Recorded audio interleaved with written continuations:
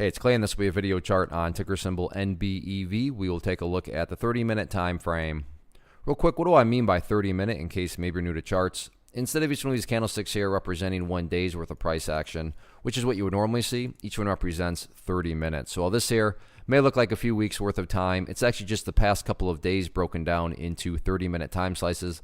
I like to this time frame that does a good job of telling the quote-unquote story of the price, and then just makes mapping out some levels of support and resistance a bit easier to see. I did this analysis on Thursday, so that is where the green and red line annotations are coming from. But after today's price movement, sure, it wasn't exactly exciting in the sense of breaking a new highs or anything, but the overall chart is continuing to look quite healthy. And I do want to add in one more little level right here, and that being this trend line right here, because that's essentially what's building what, in the world of charts we would call a bull flag, bull pennant, whatever you want to call it.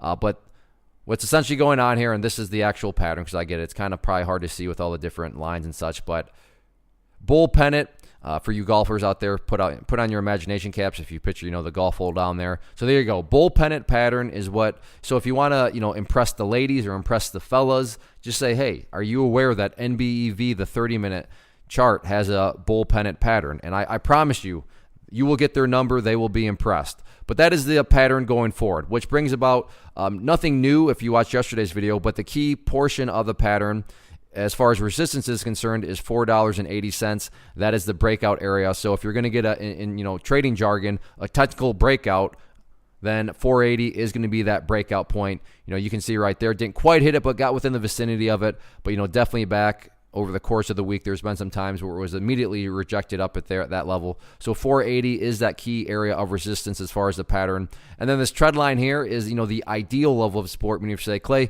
what would make this chart look the best? Certainly staying above that trend line there. Now, if the price falls below it, I'm not saying the entire chart's ruined or anything, because technically speaking, something like this could happen. I'm not saying it will, but something like that could happen. The price goes down there and then starts to work its way back upwards. And what would you still have? Well, you'd still have a set of lows right here.